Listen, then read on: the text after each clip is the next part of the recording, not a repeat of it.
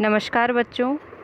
पिछले वीडियो में या पिछली कक्षा में हमने मेरा प्रकृति प्रेम पाठ 5 पढ़ा था। आज उसी पाठ को हम कंटिन्यू कर रहे हैं।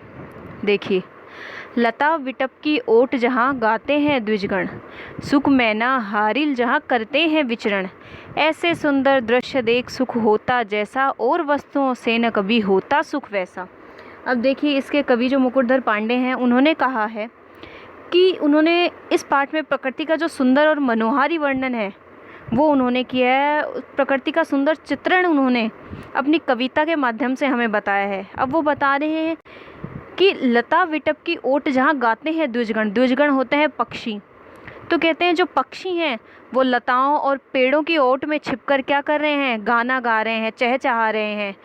जिनमें कौन है, सुख तोता है, मैना है, हारिल एक पक्षी होता है जिसे हम ग्रीन पीजन भी कहते हैं। जहाँ करते हैं विचरण, ऐसे पक्षी वहाँ क्या करते हैं, विचरण करते हैं, निवास करते हैं। ऐसे सुंदर दृश्य देख सुख होता जैसा, और वस्तुओं से न कभी होता सुख वैसा। अब कवि कह रहे हैं कि ऐसा जो दृश्य है इसे देखकर हमारे मन को इतना सुख प्रदान होता है, हमारे मन को इतना सुख मिलता है जैसा कि संसार में किसी और वस्तु से हमें प्राप्त नहीं हो सकता। देखो, भावार्थ रूप में वो कहना चाहते हैं कि पेड़ों की ऊंची डालियों और लता बेलों पर पक्षियों के झुंड चहचहाते हैं। तोता, मैना, सारिका मधुर ध्वनियाँ करते हुए घूमते फिरते हैं। उनकी ध्वनियों से जो सुख मिलता है, ऐसा सुख धन, वैभव और अन्य सुख सुविधाओं से भी नहीं मिल सकता। और हमें जीवन की परिस्थितियों से भी उन्होंने अवगत करवाया है अपनी इन लाइनों के माध्यम से। देखो, जीवन के सार रूप में वो कहते हैं कि मनुष्य का जो जीवन है वो बहुत ही मधुर है, बहुत ही मीठा है। उसके सामने अनगिनत ऐसी परिस्थितियां आती हैं जब वो अपना धैर्य खो बैठता है, लेकिन फिर भी मनुष्य को हर परिस्थिति में खुशी से जीना चाहिए। खुश और प्रसन्न रहने के लिए धन दौलत की नहीं, संतुष्ट रहने की आवश्यकता है। देखिए, कवि ने सार रूप में कहा है कि मनुष्य के सामने चाहे कितनी भी विपदाएं, कितनी भी परिस्थितियां ऐसी आ जाएं जहां उसे दुख का सामना करना पड़ता है, लेकिन फिर भी उसे ऐसी परिस्थितियों में भी खुश रहना चाहिए। क्योंकि मनुष्य को जो धन वैभव है, पैसा है, धन दौलत है, वो कभी भी उसे खुशी और संतुष्टि प्रदान नहीं कर सकती, बल्कि क्या, उसके जो आंतरिक मन की खुशी है वही उसे सही मायने में संतुष्टि दे सकती हैं।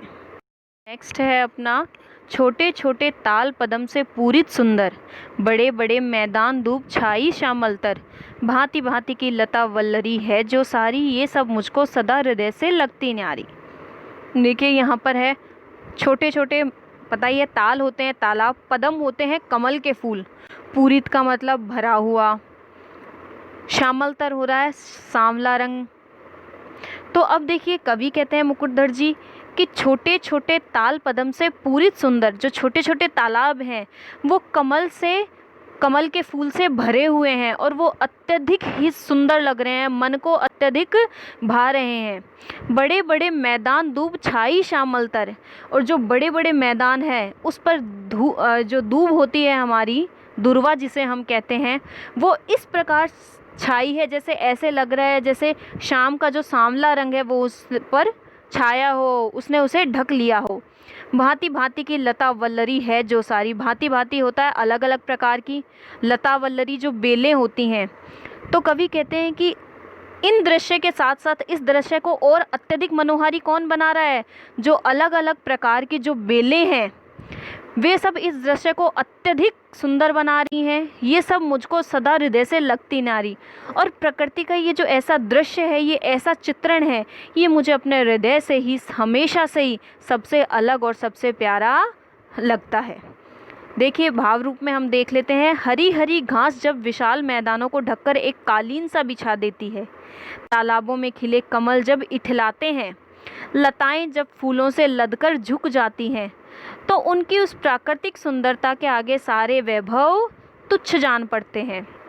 जीवन सार रूप में उन्होंने कहा है कि हमें ऐसा व्यक्ति बनना चाहिए जिसकी गरिमा संसार में सभी को प्रभावित कर सके। देखिए, जिस प्रकार इन्होंने कहा है कि प्रकृति का जो दृश्य है वो प्रत्येक व्यक्ति को अपनी तरफ आकर्षित करता है, व्यक्ति ना चाहते हुए भी प्रकृति के उस मनोहारी दृश्य की तरफ अपने आप ही आकर्षित होता चला जाता है, उसकी तरफ खिंच जाता है। तो मनुष्य को भी अपने अंदर, अपने व्यवहार में ऐसा कुछ लाना चाहिए, अपने व्यक्तित्व को ऐसा प्रभावित बनाना चाहिए कि संसार का हर व्यक्ति उसकी तरफ आकर्षित हो, हर व्यक्ति उसके व्यक्तित्व के विषय में बात करे। ठीक है। अब देखिए, हम इस पाठ में जो हमारे सामने जो थोड़े कठिन शब्द आए हैं, हम उनको देख लेते हैं। पल्लवित होता है लहलहाता हुआ या विस्तृत, विस्तृत यानी खूब अधिक क्षेत्र में फैला हुआ। नव वृक्ष, नव यानी नए वृक्ष, नए वृक्ष जो पहले न देखे हों। परम बहुत अधिक, अद्भुत, विचित्र, अनोखा या हैरान कर देने वाला।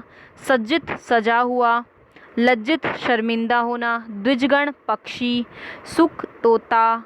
हारिल एक तरह का पक्षी। विचरण होता है घूमना फिरना। ताल होता है छोटे छोटे तालाब। पदम कमल के फूल। पूरित भरा हुआ। दूब घास, दुर्वा।